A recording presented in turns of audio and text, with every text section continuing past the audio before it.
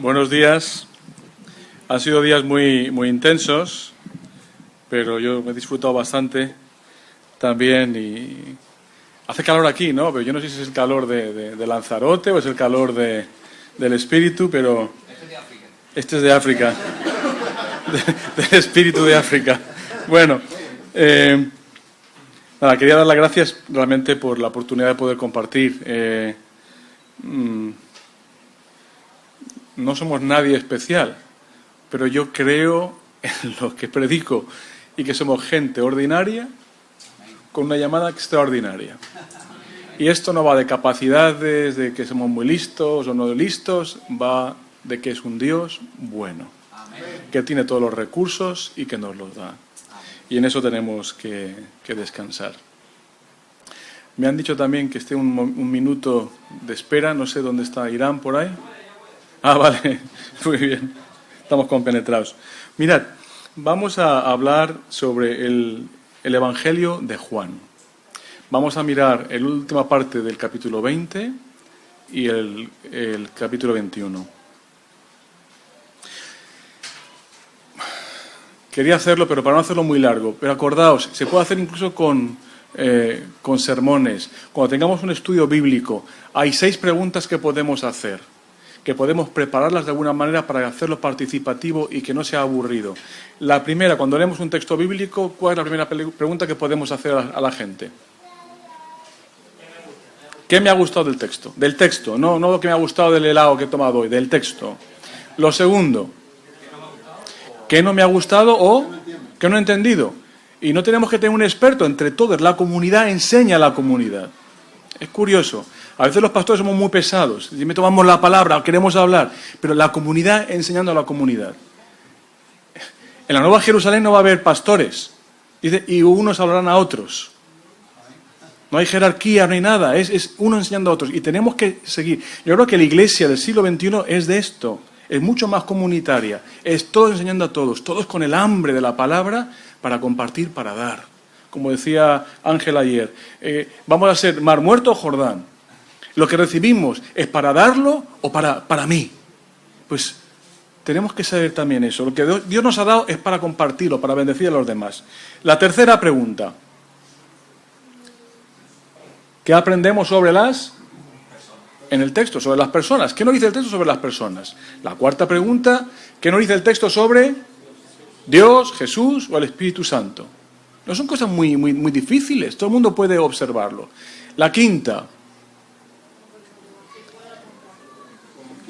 No, la quinta es, en una frase, ¿qué es lo que he aprendido sobre ese texto? ¿Cómo lo puedo resumir? ¿A quién se lo puedo decir esta semana? Esta es la sexta. ¿A quién se lo puedo compartir esta semana? Si hiciéramos esto más a menudo, en nuestro círculo de influencia tendríamos cantidad de gente a la que... mira, esto es lo que he aprendido hoy. No te dice la gente cosas que han aprendido, te comparten algo así de una manera en Facebook, en Twitter o incluso en WhatsApp. Algo así se puede hacer. Ora por esa persona y compárteselo. Esas pequeñas perlas de la palabra, en tus propias palabras. Tú las has tenido que digerir para dárselo a los demás. Bueno, no quiero hacerlo largo, pero vamos a leer la última parte del capítulo 20, 30-31. Nos habla del propósito del Evangelio de Juan. Dice, por cierto, Jesús hizo muchas otras señales en presencia de sus discípulos, las cuales no están escritas en este libro. Pero estas cosas han sido escritas para que creáis que Jesús es el Cristo, el Hijo de Dios, y para que creyendo tengáis vida en su nombre. Caramba, yo quisiera saber mucho más de Jesús, mucho más detalles. Y dice Juan, lo que he escrito es una selección de los mejores momentos y está bien. Es suficiente para que creáis que Jesús es el Mesías, el ungido de Dios, y para que el Hijo de Dios, y para que creyendo en Él tengamos algún día vida, tengáis ahora vida eterna. La palabra más bien dice teniendo, teniendo vida eterna ahora mismo, en un continuo. Ya ha empezado. Si creemos en Jesucristo, tal y como lo ha presentado Juan, dice que creyendo en Él tenemos ahora vida eterna. Así que ese es el propósito del libro. Y como las buenas películas o los buenos libros, es como si el enfoque se va cerrando la pantalla hasta que queda en negro. Y el epílogo, 3 meses después, o un tiempo después, ¿os acordáis de las películas cómo van así? Pues hace lo mismo Juan, cierra el primer enfoque y se hace oscuro y tenemos el capítulo 21 que es el epílogo. Y dice así, después de esto, un tiempo después, metatauta, no sabemos cuánto tiempo, Jesús se manifestó otra vez a sus discípulos en el mar de Tiberias. Se manifestó de esta manera. Estaban juntos Simón Pedro, Tomás, llamado Dídimo, Natanael, que era de Caná de Galilea, los hijos de Zebedeo y otros 2 de sus discípulos. Simón Pedro les dijo, voy a pescar. Le dijeron, vamos nosotros también contigo. Salieron y entraron en la barca, pero aquella noche no consiguieron nada. Al amanecer, Jesús se presentó en la playa, aunque los discípulos no se daban cuenta de que era Jesús. Entonces Jesús les dijo, hijitos, ¿no tenéis nada de comer? Le contestaron, no. Él les dijo, echad la red al lado derecho de la barca y hallaréis. La echaron, pues, y ya no podían sacarla por la gran cantidad de peces. Entonces aquel discípulo a quien Jesús amaba dijo a Pedro, ¡es el Señor! Cuando Simón Pedro oyó que era el Señor, se ciñó el manto, pues se lo había quitado, y se tiró al mar. Los otros discípulos llegaron con la barca, arrastrando la red con los peces, porque no estaban lejos de tierra, sino como a 200 codos, a unos 100 metros. Cuando bajaron a tierra, vieron brasas puestas con pescado encima y pan. Jesús les dijo, traed de los pescados que ahora habéis pescado. Entonces Simón Pedro subió y sacó a tierra la red llena de grandes peces, 153 de ellos, y aunque eran tantos, la red no se rompió. Jesús les dijo, venid, comed. Ninguno de los discípulos osaba preguntarle, ¿tú quién eres? Pues sabían que era el Señor. Vino entonces Jesús y tomó el pan y les dijo, y les dio, y también hizo lo mismo con el pescado. Esta era ya la 3ª vez que Jesús se manifestaba a sus discípulos después de haber resucitado de entre los muertos. Luego seguiremos con el resto del capítulo. Fijaos, estas cosas han sido escritas para que creyendo en Él, el Mesías, el Hijo de Dios, tengáis vida y vida en abundancia, vida eterna, vida en su nombre. Jesús ha venido para que tengamos vida. Y voy a recalcar otra vez, vida con mayúsculas, no una vida espiritual, no una vida religiosa, sino vida. Yo no sé cuál es tu concepto de vida, pero si es solamente vida espiritual, vida religiosa, eso no es lo que Jesús tiene en mente. Es vida y vida en abundancia. Es algo que sobrepasa nuestros límites. No pongamos a Jesús, a Dios y su plan otra vez en una cajita. Es mucho más amplio. Y es que la resurrección de Jesucristo posibilita una nueva vida. Y este enfoque se cierra y se vuelve a abrir 3 meses después con los discípulos. Se dice que estaban juntos en el mar de Tiberias. 7 de ellos, juntos. Es curioso, se puede leer esta palabra de Juan a 2 niveles. Y lo voy a intentar hacer así, de una manera personal para nosotros y también como comunidad. La palabra estaban juntos aparece también en Hechos 2, cuando dice que estaban juntos en el aposento alto y el Espíritu cayó sobre ellos. Curioso. Juan está lleno de simbolismo y tenemos que entenderlo. Diré unas poquillas cosillas sobre el tema de este. Pero cuando dice juntos, seguramente es un término técnico, que quiere decir la comunidad estaba junta. Y Pedro, que es el más lanzado de ellos, dice, yo no sé vosotros, Jesús ha resucitado, pero yo voy a pescar. Voy a hacer lo que sé hacer. Y los demás dicen, pues, ¿qué hacemos aquí? Vamos también contigo. Estos hombres eran pescadores.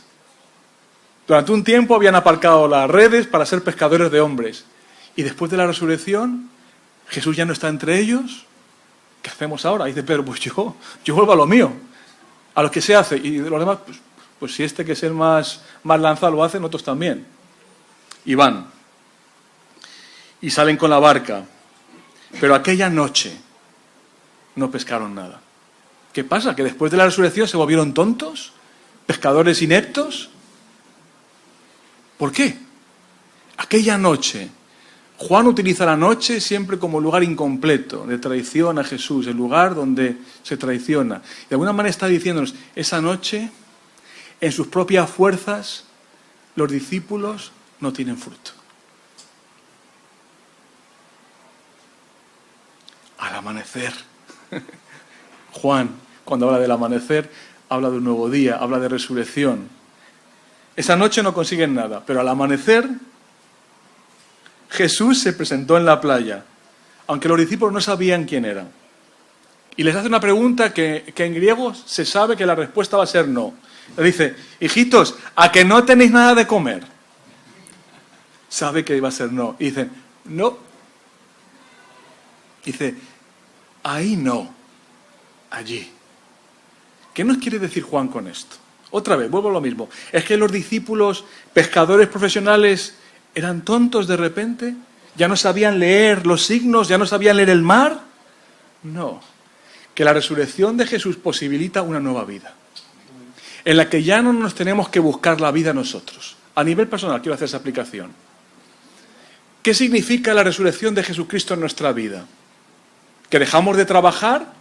¿Dejamos de trabajar y de currar y hacer lo que tenemos que hacer cada semana? No, en absoluto. Nos esforzamos siquiera más, pero que ya no me busco yo la vida. Dios se busca la vida por mí. Dios me da de su gracia de tal manera que ya mi enfoque no es buscar trabajo para vivir, sino que puedo descansar esa carga en el Señor. ¿Significa que no trabajo, que no busco trabajo? No. Significa que la carga ya no es solo tuya, que el Señor resucitado nos acompaña. Un ejemplo. Florín, uno de nuestros discípulos. Un hombre majísimo, sus 30 y pico años. Cuando le conocimos y se entregó al Señor, quería discipular, le dije, Florín, ¿cuándo podemos quedar? De lunes a viernes imposible. Viernes por la tarde. No, tengo que trabajar arreglando coches para los españoles. Es rumano. Digo, el sábado por la mañana. Es que no, porque es que si le digo no al español, entonces no me dará trabajo. El domingo. Es que no. Le dije, Florín, el Señor resucitado es más fuerte que todo eso. No puedes estar viviendo por el miedo a que te digan que no, porque si no coges el trabajo o lo que sea. Confía en el Señor. Y pusimos un tiempo para hacerlo. ¿Sabes qué? No es que el trabajo cayó del cielo, pero el trabajo estaba allí. Y la diferencia de Florín fue de vivir con miedo hacia que no voy a tener trabajo a descansar. Hoy trabaja incluso para el hormiguero muchas veces, lo podéis ver. El que funde a veces ahí en el hormiguero es Florín. El Señor le ha dado más de lo que necesita. Pero lo que hizo en él fue no vivir por miedo, sino vivir de forma diferente. Que él sabía trabajar muy bien, es muy buen trabajador. Pero ahora era, no tengo que buscarme yo las castañas, yo no tengo que buscarme la vida. Dios está conmigo. Hay una aplicación clarísima en cuanto a esto. Y en cuanto a la iglesia, a la comunidad, pues lo mismo. Es que no sabemos evangelizar, no sabemos tener estrategias. Jesús dice, sí, pero mi estrategia es mejor. Y nos afanamos en este lado, en el otro y tal y cual, buscando métodos. Y Jesús nos dice, si me escucháis a mí y hacéis lo que yo os digo, habrá fruto. La guía del Espíritu es mejor que cualquier buen método. Los métodos que Dios ha usado con otra gente en otros sitios están muy bien. Pero ¿qué te dice a ti, a Dios, en tu iglesia, en este momento?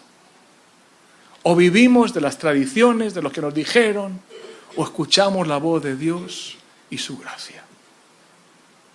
Hay una gran diferencia. Parece lo mismo, pero hay un abismo entre ellos. Hijitos, ¿a que no tenéis nada que comer? Nada. No. Y fijaos, echaron la red y encontraron no cantidad de peces, sino 153 peces. ¿Por qué 153?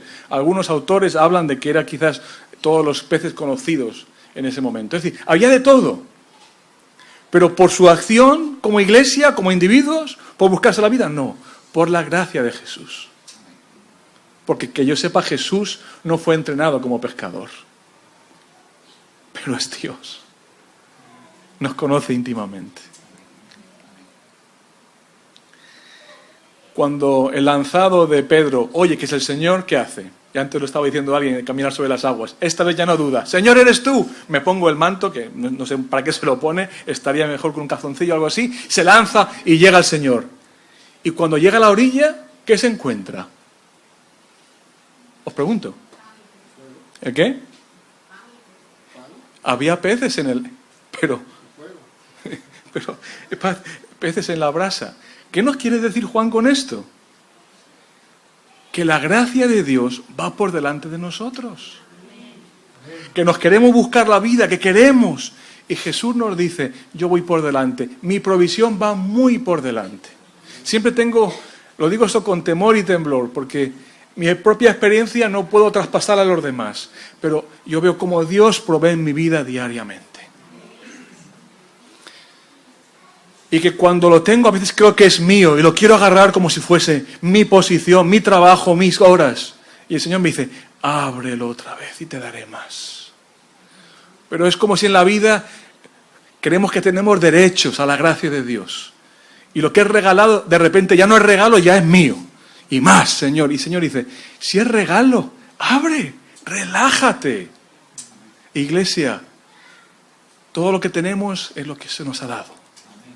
Y no es para guardarlo, es para multiplicarlo. Porque cuando ni siquiera tenemos fruto porque no buscamos la vida, Jesús nos dice, ven aquí que ya tengo yo para darte de comer. Es muy profundo, Juan. Esa noche no cogieron nada, pero al amanecer Jesús, el resucitado, les encuentra. Y fijaos, traen la red y dice, traed los pescados que ahora habéis pescado. Esa palabra ahora, nin, en griego, es también técnica. Significa, la misión comienza con Jesús, ahora, con mis términos, cuando yo quiero. Diré un poco más sobre esto. Los peces que ahora, a mi voz, habéis traído. Y fijaos lo que hace. Jesús les dice, fijaos estas palabras, venid, comed. Ninguno le preguntaba quién eres porque sabían que era Jesús y tenían como miedo. Vino entonces Jesús, tomó el pan y les dio. También hizo lo mismo con el pescado. Esta es la tercera vez que Jesús ¿Qué os suena esto? Venid, comed, repartió el pan y el pescado. ¿A qué os suena? A la Santa Cena. ¿Con panes y peces? ¿Qué nos quiere decir Juan? Sí. Que en una orilla, en el mar de Tiberias, en la mañana, Jesús dice, ¿sabéis? Esto que celebramos, no hay que celebrarlo en templos consagrados, sino que se puede celebrar en la vida. Ay, pero es que yo pienso que hay la vida secular y la vida religiosa. Jesús dice, vida en abundancia. Vida en abundancia, hermanos.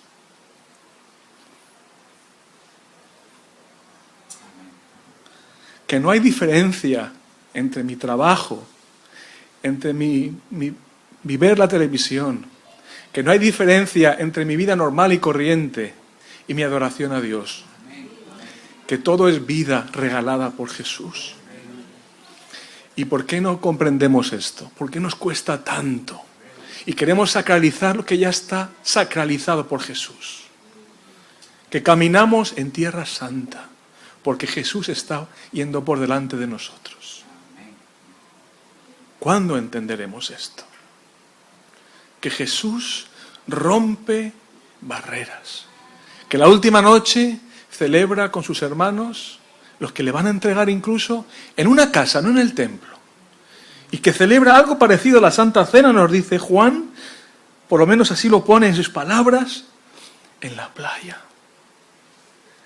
Jesús ha venido a recuperar, a rescatar toda nuestra vida. No nuestra vida cuando estamos aquí juntos, que me encanta. Y que comunidad, esto, es un lugar de entrenamiento, de adorar conjuntamente, de llenarnos de Él, para seguir llenos de Él en nuestro día a día. No hay diferencia, para el cristiano que lo entiende bien, entre vida secular y vida consagrada o vida religiosa. Todo está consagrado Todo, porque Dios está en medio. Y si no, tenemos que revisar nuestra vida, esa vida en abundancia que se nos promete. Somos ya sus manos, somos ya sus ojos, somos ya sal y luz de la tierra. Y no se puede esconder, no se puede esconder. Es como dice Jeremías, como un fuego en mis huesos. Pero hermanos, aquí, allí y donde sea que estemos, el Señor nos haga entender esto profundamente. Cuando habían comido, Jesús dijo a Simón Pedro: Simón, hijo de Jonás, ¿me amas más que estos? Le dijo: sí, Señor, tú sabes que te amo. Jesús le dijo: apacienta mis ovejas, mis corderos. Le volvió a decir por segunda vez: Simón, hijo de Jonás, ¿me amas? Sí, Señor, tú sabes que te amo. Jesús le dijo: pastorea mis ovejas. Le dijo por tercera vez: Simón, hijo de Jonás, ¿me amas? Pero se entristeció de que le dijera por tercera vez: ¿me amas? Y le dijo: Señor, tú conoces todas las cosas, tú sabes que te amo. Jesús le dijo: apacienta mis ovejas. De cierto te digo que cuando eras más joven, tú te ceñías e ibas a donde querías, pero cuando seas viejo, extenderás las manos y te ceñirá otro y te llevará a donde no quieras. Esto dijo señalando con qué muerte Pedro había de glorificar a Dios. Después de haber dicho esto, le dijo: sígueme. Interesante, no se capta en el castellano para nada, pero hay varias palabras para hablar de amor. La palabra agapao significa el amor ágape, el amor de Dios, que es sin condiciones. Luego tenemos también fileo, que es el amor entre amigos, y que es muy importante, En el mundo grecorromano significa, los filósofos decían, había estudios, tratados sobre la amistad que decían, entre amigos se comparte todo. Entre amigos se es de un solo corazón, como dicen Hechos 2, 4, etcétera, etcétera. Así que es muy importante. Agapao, fileo y luego eros, que es el amor erótico, etcétera, etcétera. Jesús le pregunta con amor: ¿me amas, me agapas a mí? Y agacha la cabeza a Pedro y dice: Señor, yo te fileo. Apacienta mis corderos. ¿Me amas con ese amor sin condiciones? Y Pedro, consciente de lo que ha negado Jesús, dice: Señor, te amo con un amor un poco más bajo, el de amigos. Y Jesús le dice: Pedro, ¿me amas con amor ágape? Por segunda vez, y Pedro le dice: Señor, te amo, pero con amor fileo, de amigos. Y la tercera vez Jesús le dice: Pedro, ¿me amas con amor fileo? Y Pedro le dice: Señor, tú sabes que yo te fileo. ¿Por qué esto? ¿Por qué? ¿Por qué rebaja Jesús sus expectativas en cuanto a Pedro? Porque sabe que es un hombre dañado, muy lanzado, pero que le ha fallado Jesús cuando dijo: mi vida daré por ti, Jesús. Y Jesús le dice: ¿me amas con ese amor inconfundible? Señor, yo no llego a eso. Pedro, ¿me amas con ese amor a esta altura? Y Jesús, yo no llego ni ahí. Y Jesús le dice: está bien, ¿me amas aquí? Y Pedro dice: Señor, te puedo amar aquí. Y le dice: ¿sabes qué? Cuando era joven tú decidías, pero ahora que vas a ser mayor, te van a llevar esposado y morirás. Tu vida darás por mí. Sígueme. Wow. Jesús no nos llama a ser superhombres, supermujeres, sino que nos entiende y nos acepta tal y como somos. Y acepta lo que podemos darle y dice: está bien, mi gracia es suficiente. No nos pide estar aquí para serle superfieles. Coge lo que hay y lo transforma. Y cogió a este Pedro roto y le transformó. Y cuando antes pensaba que sí podía morir por Jesús y le niega, ahora, roto y reconstruido, es capaz de seguir a Jesús. ¿Qué transformación tan real hace en nuestras vidas? Y no es porque Él se había buscado la vida antes, pero ahora el Jesús resucitado le dice: yo te doy mi gracia. Interesante. Pedro dio la vuelta y vio que le seguía el discípulo a quien Jesús amaba. Fue el mismo que se recostó sobre su pecho en la cena y le dijo: Señor, ¿quién es el que te ha de entregar? Así que al verlo, Pedro le dijo a Jesús, Señor, ¿y qué de este? Jesús le dijo, si yo quiero que él quede hasta que yo venga, ¿qué tiene esto que ver contigo? Tú sígueme, Pedro, oye. Bueno, esto, oye, no lo pone ahí, pero lo digo yo, es énfasis, ¿no? Así que se difundió entre los hermanos de que aquel discípulo no habría de morir. Pero Jesús no le dijo que no moriría, sino, si yo quiero que él quede hasta que yo venga, ¿qué tiene que ver eso contigo?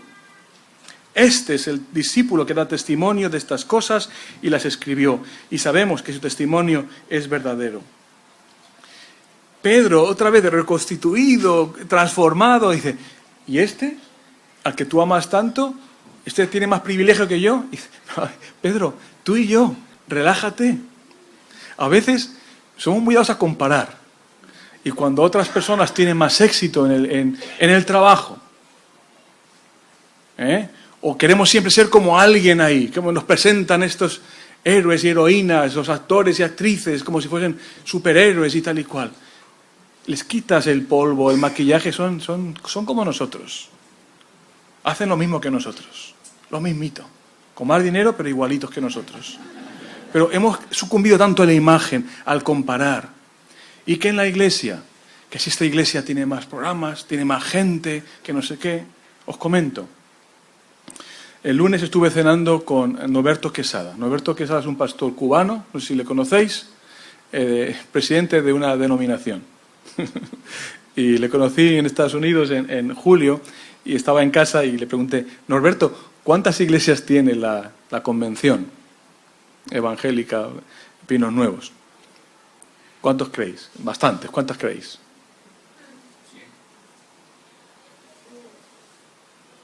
¿Cuántas dilo otra vez?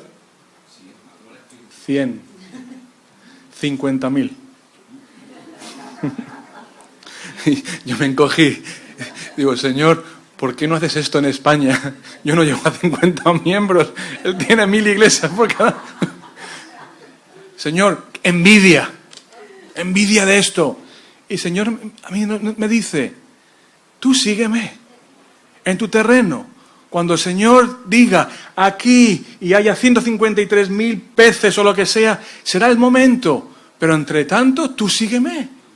Dejemos de compararnos, dejemos de intentar imitar a los demás para tener, de alguna manera, éxito. El Señor va a utilizar cualquier método porque Él es gracioso, un Dios de gracia y lo va a hacer. Pero no imitemos. Tú, sígueme. Iglesia, sigamos. ¿Dónde te está diciendo el Señor, como iglesia, como persona, dónde lanzar tus redes? Y al otro déjale. El que tiene una iglesia con una alabanza más movida, está muy bien, pero ¿qué te dice a ti el Señor ahora mismo? Para ser referente, para ser relevante, donde tienes que estar. La resurrección de Jesús posibilita una nueva vida y un propósito nuevo, a nivel personal, pero también como comunidad. Ya no tenemos que vivir bajo el viejo patrón de me voy a pescar, a buscarme la vida yo, a buscar métodos que funcionen, sino de vivir de forma intencionada lo que Dios nos está diciendo. Señor, di la palabra y vivirá esa palabra que Él solo tiene. Así que vivamos de manera intencionada, como misioneros, como enviados, allí donde estamos, incluso en circunstancias difíciles. Y no era fácil para la comunidad. Mirad lo que le va a pasar a Pedro. Pero confiados en que todo, absolutamente toda nuestra vida está empañada de la vida de Jesús. Y que por lo tanto cada lugar en el que pisamos, cada cosa que hacemos, tiene de alguna manera el toque especial de Jesús. Estás donde estás o donde estamos, porque Dios nos ha llamado a estar allí y nos ha enviado a ese campo de misión. Sea en una oficina, en una casa, en una fábrica, como pastor, donde sea. Ahí estamos. Y acaba Juan diciendo esto. Hay también muchas otras cosas que hizo Jesús, que si se escribieran una por una, Pienso que no cabrían ni aun en el mundo los libros que se habrían de escribir. Gracias a Dios, porque nuestros iPads no podrían ni con ello, ni Internet podría con ello. Un poco exagerado. Pero Jesús hizo muchas más cosas. Pero ahora le toca a la comunidad vivir en esa gracia. Esparcir, escuchando al Maestro resucitado diariamente. Que el Señor nos bendiga.